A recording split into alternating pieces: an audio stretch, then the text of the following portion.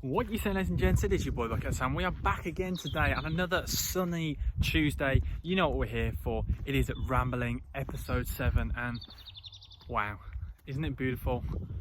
Lockdown's not really, no, I can't really say lockdown's over. The pubs are open, people are happy, the sun is shining, the wind has gone, and I'm not wearing a coat. I feel like I'm naked. I should be in my, you know, the iconic North Face coat, the green and black coat. But we're out here today. It's a lovely, it's so nice. I can't get over when it's nice like this. I actually really enjoyed the rambling. Like last week, I didn't like the fact. Actually, isn't that mad? Episode 6 last week, I was stuck in my room because it was blooming snowing. Absolutely mental. But yeah, there's lots of things we can cover this week, and we're going to start off straight away and go straight into it because I keep getting asked this question, and I thought I'd answer it. A lot of people keep saying, Sam, what are you going to do after COVID? What's the plan for the channel? What are the aims? What are the goals? And to be honest, there's no goals. I've just got plans and ideas and what I want the channel to be. And I've absolutely loved it. In lockdown, it's kind of given me something to do, help me fill my time, because obviously I have got a full-time job, but it helps me in my spare time. And the plan is, before COVID, every week I would go to non-league games. I didn't know there was a term for this, but apparently it's called ground hopping. Who knows? I didn't really. I just would always remember the team names, and I'd tell my mates about it, I'd tell my family, or I'd talk to people at work, and people said, why don't you keep a record of everything? And I thought, you know what, actually that could be a good channel idea, and that was the idea. So in the first break after COVID, back in, was it November, October time? The plan was then, that was the idea of the YouTube channel, where I'd take a camera with me every week and I would go to a random non-league game across the country, or a league game I'd go with either my girlfriend, or I'd go with some of my friends, I'd go with my family, and that's the plan. And I will definitely do that after lockdown. That is the idea for the channel, but I'll still do my predictions and I'll still do my rambling every week. That's the aim. That's what's going to happen. And somehow I'm trying to still come up with an idea of a way to do it. But the hope is that I can get a way that where you guys decide where I go every week. Like I don't know how to do it. Maybe a live video where I'll go on my Instagram, do an Instagram live, and tell you we could go to Norwich, or we could go to Alfreton Town, and then I kind of do I'll record a live flipping of a coin. I don't know. Need to come up with an idea, but I'm trying to get more engaged with you guys, and you guys kind of decide where I go every week. That's the plan. And there you go, guys. That is hopefully the plan for the channel. And obviously, I do go to a lot of league games, so I record league games when I go abroad, everything kind of just, it's going to be heavy football content. And you guys seem to have loved that football shirt video that I did with Lauren this week, so there'll be more to come with that, because I know a lot of you didn't know that I collected football shirts. So yeah, we'll keep that up. Oh, that's a bit of a chilly wind. Where's that come from? Oh, I don't like that. But anyway, let's go straight into it. And I'm going to start off with a question from myself to ask you guys. Is Zinedine Zidane the most underrated manager in the world? Because Real Madrid this week went into the El Clasico on Saturday night. I think it was at 8 o'clock, I'm not sure. They went into that game, and personally I would say they weren't favourites. I think most people would say they weren't favourites. They went into the game, third in the league, and it wasn't looking great for them. Form had been on their side. But Barcelona's form, they were the only team in all of Europe's top 5 divisions to still be unbeaten in the league. And they went to there, and he made quite a controversial decision. And it was Asensio, the winger, had played really well in the week before against Eibar, and then he obviously scored against Liverpool. You'd think going in that form, going into a bigger Clasico, but he dropped him, and everyone before was thinking, what's he doing? What's he doing? But he brought in as a swap. He brought in Valverde, and Valverde, wow, absolutely insane performance. And I know a lot of people say, well, he didn't do anything, Sam, but if you watch the game, if you look back, Valverde's job was to literally stick to Jordi Alba, and he pinned him the whole game. He got him pinned, and Jordi Alba has been the main attacking threat, because his link with Messi has been absolutely unbelievable this season. And Jordi Alba doesn't really stick to a left back position. He kind of moves. He's like a Cancelo for Man City. He moves around the pitch. And it was an absolutely genius move, and it just out-tacticked, that's not a word, but it was absolutely brilliant tactics, something so simple and something that you don't see many of the top managers do, where he respected that Jordi Alba is a brilliant player and just decided, you know what, let's just pin him, mark him out the game. Marked him out the game. You know what happened. Yes, there was a few mistakes from Barcelona, but overall, Benzema's goal was brilliant, and they've won the El Clasico, and now they've gone top. Like, there's not much to say, but the thing is, I don't know what it is, but you see kind of Guardiola, your Klopps, Koeman is considered a top manager, but no one ever seems to really discuss Zinedine Zidane as a top manager. And I can't decide what it is. And I know obviously people say, I think it's mainly down to the fact that he doesn't openly talk about his tactics, or he doesn't really talk about his style or his identity in football. He kind of just gets on with his game. And yes, he hasn't got one brand of football. Like, you don't look at Real Madrid and think of the one formation. They've kind of changed in and out of formations all season, but mainly sticking to the three at the back, which has helped them a lot recently. But he has flirted with other formations. I think that might be it then, maybe. But I know he is known as one of the best motivators for the high caliber of players. Like, he was brilliant with Ronaldo, he's brilliant with Ramos, and so forth. There are many players, Modric, some big top players, and not many managers can get a group of 11 egos. I think it's not the right word. A group of 11 very confident, top of the game players to work in a system together. We've seen it. Specifically Belgium. Look at Belgium, national side. They really should be storming every World Cup and every competition. But Zinedine Zidane does that very well, but never known for his tactics. You don't really consider him as a top manager. They won La Liga last season, and they've now gone top. Why aren't they? Like, I don't understand why they aren't being discussed. Who knows? But yeah, you tell me if you think he's underrated as a manager. But I definitely think he is. But going into this, talking about La Liga, going into this now, the final, like, however many games are left. It's a very interesting title race. There's three teams now: Real Madrid, Barcelona, Atleti, all within 3 points of each other. Absolutely brilliant. It's what you want to see. And a lot of people are saying Atleti have thrown it away, but one thing, I checked the fixture list, and Barcelona are playing in the Copa del Rey against Athletic Bilbao in 2 weeks. They're playing next weekend, and so then they're playing the weekend after. And in that time, because I think Barcelona are playing on the Sunday, and in that time, before Barcelona will step out in La Liga, Atleti will play two games, and I think they're playing bottom of the league. Don't hold me against that, but I think Atleti are playing bottom of the league. So going into that, really, I don't think Diego Simeone's side really are in too bad a position. I know they've thrown away the position they did have, but it could be worse. They're going into those two games. They can get 2 wins, grind out 2 results, which, you know, Diego Simeone's side can do.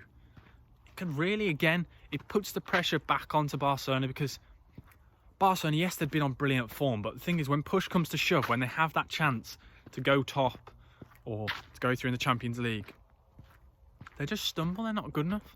It's not the old Barcelona we used to see. But again, I might be wrong, but I can't see it. I think it's Atleti and Real Madrid who are my favourites. I can't see Barcelona do it. I may have to eat my words and apologise later on, but I can't see it. But yeah, that's my La Liga roundup. You know, I do my quick little roundups. And Syria, one person, Mr. Syria, Zlatan Ibrahimovic. Have you seen what has happened this week for him? Let's just go from this to talk about the weekend. We'll just talk about the weekend on its own. It's such a Zlatan Ibrahimovic weekend. Like, you wouldn't be surprised that it's just him. So let's start off. It's announced, well, it's not announced. His agents come out and said he's agreed a contract now to extend at AC Milan, which he fully deserves. He's been absolutely insane this season. So his contract is until the end of 2022. The season, sorry, of 2022. That will mean he will stay at the club until he's over 40. He's 40. He will be 40 playing in the top division in Italy and one of the top divisions in Europe. Absolutely amazing. You have to, whether you like him or not, you have to admit it's absolutely top class from the player. Like, the athlete is just mental. Like, a lot of players, I just can't comprehend his age and how well he's doing, because he's still at the top. There are many players that are never going to get to his level now, let alone, like, he's so old as well. It's absolutely brilliant. Yeah, as you can tell, I'm lost for words for it. Not only that, so he's announced that He also got announced on, I think it might have been Saturday before the game. He was announced he would be starring in the new live action film. So this isn't a voiceover in some animation. This is live action. He's going to be starting in the film Asterix and Obelix. Obelisk. I don't know how you say it. But yeah, he's got a starring role in that, acting, which is absolutely, again, such a him thing to do. If you know him well enough and if you followed him a lot, absolutely brilliant. It's just funny. It's just a Zlatan, isn't it? And then not only that, I'm going to get this game mixed up now, but I think they played Parma and they won the game 3-1. And in the first half, he set up Rebic for another goal. Again, Zlatan being him. 12 minutes later, guess what? He gets sent off for... And this is where it gets interesting. So he was sent off for dissent, something he said to the referee. And he said to the referee, this is what Zlatan's come out and said, because his Italian isn't great. If you ever watch his interviews, he openly admits that he doesn't speak great Italian. And he said to the referee, it's very weird that you're not listening to me and you're not interested in me. But I've got an Italian friend who I've spoken to, and apparently if you get the word weird slightly wrong in Italian, it can mean something that I don't really want to say on this channel because we don't swear. So yeah, you can imagine why he got sent off, because the referee could have misheard him and called him something very interesting. So they are hoping to get that rescinded. Who knows? That's his first red card since 2012. So you see what I mean? It's been a proper Zlatan weekend in the fact that all of that's happened in the space of 2 days. It's Zlatan. He's just amazing. He's such a character, isn't he? I love him, and I have to admit, you've got to give him like a clap. But fair play for the fact he's been at the top of his game all around Europe, and he's done it wherever he's gone for so long. Absolutely crazy. And yeah, should we get on to your questions? Let's go for it. Now, the first question is from Josh Horsfield. Could Leeds get Aguero? And I'm sorry, Josh, I know this isn't the news you want to hear, but he's not going to go to Leeds, let's be honest. If he's going to go anywhere, I can see him going back to Atletico Madrid. I could see him at PSG. I could see him at Barcelona. I think he's still got enough in him. I just don't think he could play in a Pep Guardiola style up front, because he demands a lot from a striker. So I don't think he'll go to Leeds. I'm sorry. I know Leeds, yes, they've done well this season, but I still think he should be in the Champions League, or at least the Europa. Like he could still definitely put in a shift anywhere he goes. So I'm sorry, Josh. I don't think it's going to happen, mate. Maybe you should set yourself on not how do I say this? You need to set your heights on the players a little bit lower. Like Aguero's up here. You need to look at players about here. Right. Know your place. Like, you've got Bamford. You're not going to go from Bamford to Aguero, are you? It's not happening. Not yet. And Will Burford. And I did see all of your questions, Will. I will answer a few of them now, but I've got to be fair and let everyone ask a couple of questions. Will Burford has asked me my favourite non-league ground. And he obviously knows that I do like my non-league. And it would have to be something that was complete pure accident. So I went away and stopped at my auntie's house in the first break in lockdown. She'd gone away and the house was free, so me and Lauren went down, and and as always I said to Lauren, we were there for a week, I said, can we just please go to a non-league game whilst we're there? You can imagine she was over the moon. She said, yes, of course. No, she went, oh, if we have to. And so I thought, you know what, I'll have a little look around and see if there's any local teams, because it's on the coast. And I found a team who play, and I think, don't hold me against this, it's on my Instagram, I can't remember off the top of my head. It would have been the 11th or 12th tier of football. And it's called watchfc, and they play against Stockwood Rangers. And that was actually mine and Lauren's first ever game together. It was quite nice, actually, quite sweet. Might see most couples remember like their first date. I remember our first football game. That's really bad, isn't it? Oh, I'm hoping she isn't watching this. She probably won't be, because let's be honest, she's not that interested. But yeah, and I went to that game and Stockwood won 2-0. And I remember, it's hard to explain, so it's literally right on the coast where there is a football pitch and a cricket pitch. And then just off the football pitch, see behind me here, there's trees and bushes. On the other side of the trees and bushes was a train track and a cliff face. So if you put it skied over the bar, it's going over and it's going onto the beach and to the water. And the views were absolutely stunning. You've got a full pitch over there, and then you've got cliffs and beach and beautiful over there. The only problem was it was so windy. Like, players, I remember kicking the ball in the air, it was going everywhere. But I would love to go back and just to take some proper photos for you, maybe film something and just show you what a ridiculous ground it is. There's not many grounds.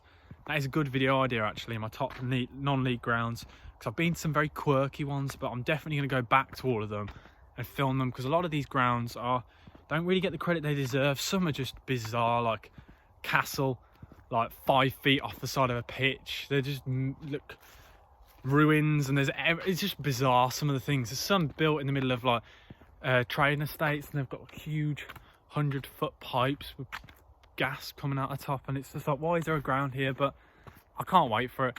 I cannot wait to get back to non-league football. I cannot wait.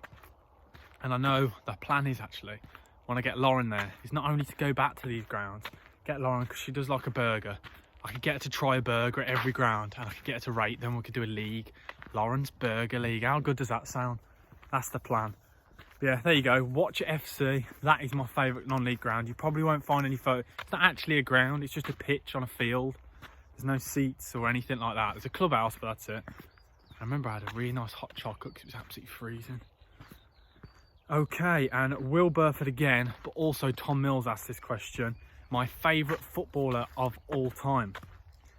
And obviously, as you guys know, I am a West Brom fan, so I'm going to be biased and talk about one of my favourite West Brom players, or the best West Brom player. My favourite player. I love this guy, and I want to get him on this channel, guys. We need to get him on this channel. That is the plan. I'm going to keep DMing him, and I'm going to need all of you guys' help to get this guy on. Jonas Olsen. That is the plan. That is the aim. I met him when I was 10, when I was a mascot, and I had a photo with him. And I always loved him. I always had his number on my back and his name, because I wanted to be a centre-back when I was a kid, because I wanted to be like Jonas Olsen. Who grows up and goes, I want to be like Jonas Olsen? It's just bizarre. But the Swedish international, wow. He's probably 6'3", 6'4". No nonsense. None of this passing out from the back. Put his body on the line. I loved him as a kid. He's just crazy. I loved him. But yeah, he's my favourite player of all time. Has to be. No discussions. And the next one, and now I really like this name, and it's Don't Get Shirty. Like, how funny is that? Don't get shirty with me. That's clever. And he has asked, so David Beckham, would he work in the Premier League today, because of the demise of the orthodox midfielder?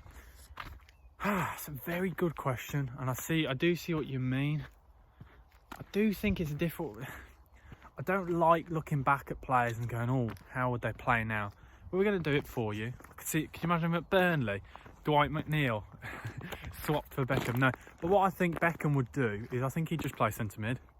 I think he would be perfect to play as a centre mid now, because the centre mid has evolved as a position. You'd have a holding midfielder, and then you'd have two players now. You'd play like a David Silva or Wade, go forward and play on the in between the centre back and the full back for your team, like go in that channel, and so you'd still be able to put the crosses in. Or we could turn into an Alexander-Arnold. Who knows? I still think he would work, because obviously I didn't really get to watch him. I've seen clips of him in his prime, and I do think he would have probably found a way, because the thing is with these players is, we've seen with it, like I said, Ibrahimovic, Ronaldo, all of these players, they've been around for generations of football now. They've been around for 20 years or so. And sorry, not 20 years, probably 15 there. Zlatan's probably been around for 20 years, but all these players have moved with as football has evolved, because it does evolve as a sport. The game changes, and if you're class, and if you're at the top of your game, you will be able to work with it, train, change positions, evolve with the game. I think he would have, for definite. I think that's a good question, but I do think overall, yeah, you get what I'm saying. And the next question is from WBA 1878. And this question, I knew someone would ask me this. Will West Brom stay up? yes, it's nice we've got some results. I still don't think West Brom will stay up. And there's too many factors. If we could have got this form earlier on in the season, I think we'll be fine. Or we would have stayed up.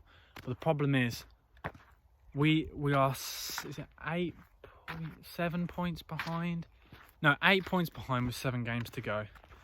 So we need wins and we need Newcastle to lose. And Newcastle seem to be getting results. And that Burnley result for Newcastle was absolutely huge. And that's why I've said it. Throughout the season, I said Newcastle will go down. But I said to you, when Saint-Maximin will come back, and Wilson and Almiron, we've seen Saint-Maximin back on the pitch after 5 minutes, they're 2-1 up. And that's the thing, the over-reliance. And I worry for Newcastle next season if those players get injured. But if their players are fit, I've said it before, they'll stay up. They're brilliant players. They're top-class Premier League players. And there's no discussion really. Like, I don't think West Brom have got enough. I think they've left it too late. They're waiting on. They've got to hope for Newcastle will lose, and I can't see Newcastle losing. And then themselves, they've also got to win all these games. They've got Leicester, Wolves, Villa. Leicester are fighting for points at the moment. It's too much. I can't see West Brom doing it. I'm sorry. I know that's not the news you wanted to hear from me, mate. I'm sorry. I know. It's just. Grab yourself a tissue, wipe the tears, and just get ready for the Championship, because the Championship is the best league, isn't it? It's brilliant. End-to-end football, going into any game, not knowing if you're going to put 7 past them or if they're going to put 7 past you. It's brilliant. Anyone can beat anyone, or everyone can beat everyone, however you want to say it, but I love the Championship. It's my favourite league across Europe. It's brilliant. It's just so fun to watch. Like, I always watch on a Friday night. That is my Friday night, no matter what. Championship. Unless I watch the Premier League, which I did this week. I watched the Premier League. And I didn't want to talk about it now. And now I'm just reminding myself about the VAR stuff this weekend. Oh, VAR and offside. How many times am I going to have to talk about it? How many times am I going to have to moan about it? And then I get really angry. And that's the one thing I'm excited as a West Brom fan to get relegated. No more VAR offsides. We saw it at the Villa-Liverpool game when... Was it Diego Jota was offside, or was it Firmino? One of the two. That Liverpool one, slightly offside, or the line, and you can't tell. Wolves v Fulham, Willian Jose, can't tell.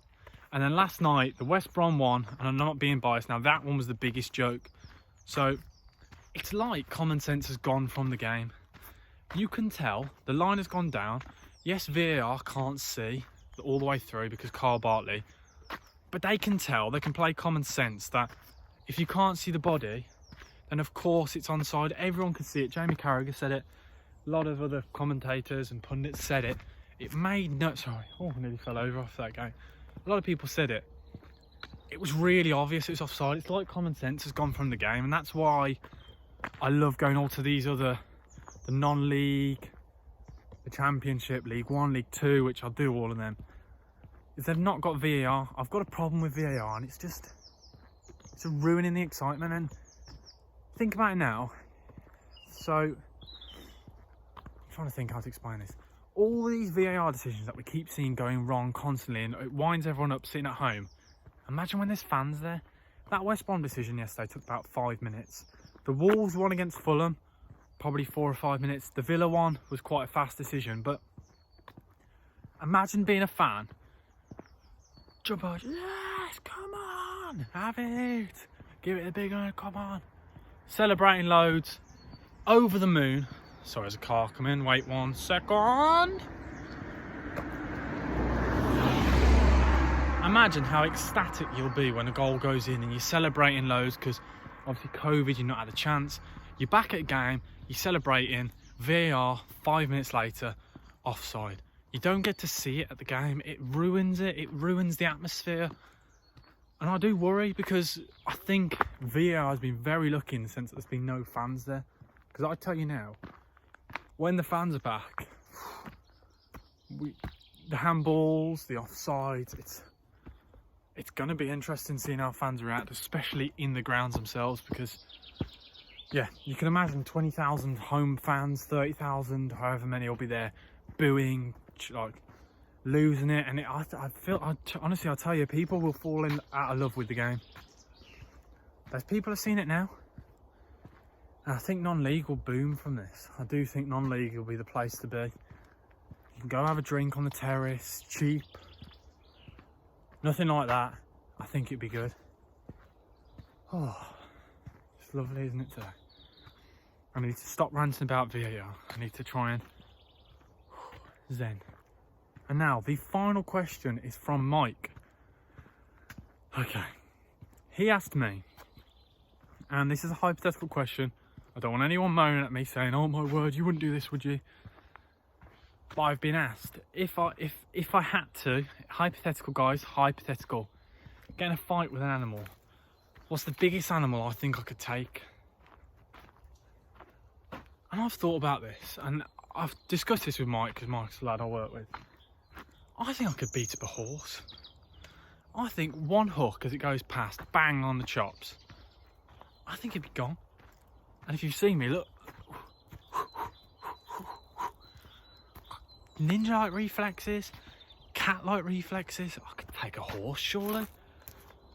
Come on, look at me, I'm absolutely huge. I'm basically a football hooligan, I'm an ultra. Come on. Nah, I don't know. I think it's a ridiculous question, but I've answered it. I think a horse. You guys tell me what animals you think. Well, that feels weird. You guys tell me what animals you could beat up. I don't want anyone beating up animals. Can I just say that now? I don't know. Who knows? Let's just hope no one watches this far, because who knows? Could I beat up a horse? I don't think I could. I don't know. Why am I doubting myself? I can beat up. I'm not going to say it again because I don't like saying it. But that's it. And the Champions League, the last 5 minutes now will be on the champions. So, the Champions League. Tonight we have PSG versus Bayern.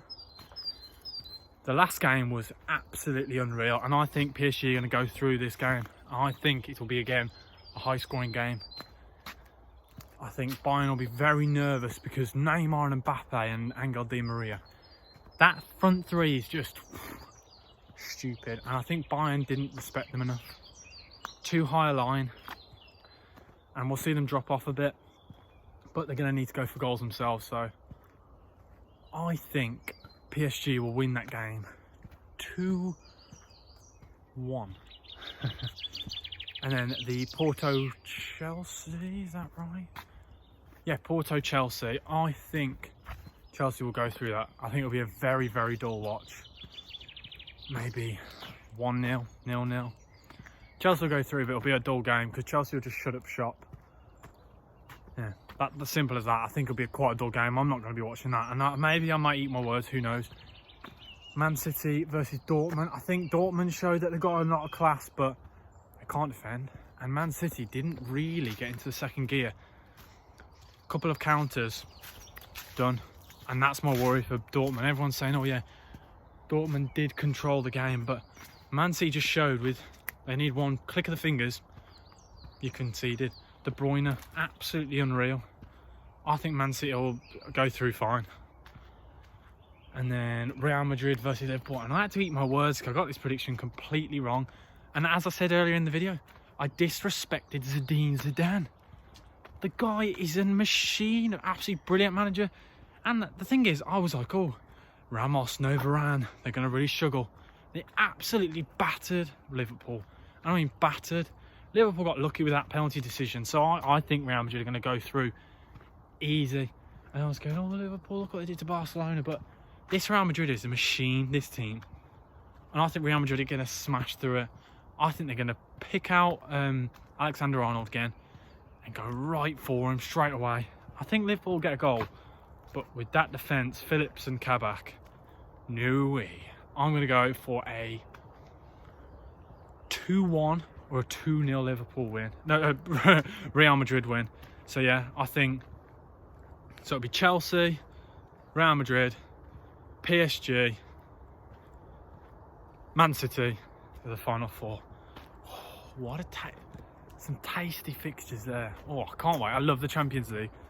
I will eventually do some watch alongs for you guys, so those I'll try and get set up soon. That's the plan. We'll have to wait and see. Hopefully if we can. Oh, look at that lighting. Oh, it feels so nice. But yeah, that's the plan. We'll have to wait and see. I'm not going to get too excited. Hopefully I can get one of those done, maybe for the semi-final or the final. If you want it, just ask. But yeah guys, thank you for watching. It's been Rambling episode 7. I hope you enjoy the waffling on my walk, and that's what we do every week. I'll see you again next Tuesday. Hopefully this week I've got some big uploads, and I cannot believe the amount you guys love that shirt video. It's already hit 350 views after less than 2 days, which is crazy for my channel. So I'm loving it, and I'm definitely going to do it again. It has to hit 50 likes first, and it's not hit 50 likes. It's not happening until it hits 50 likes. Simple as that. And not only that, I'm hoping to do another video with Lauren, because football knowledge is interesting, so I think we could do a good video out of that.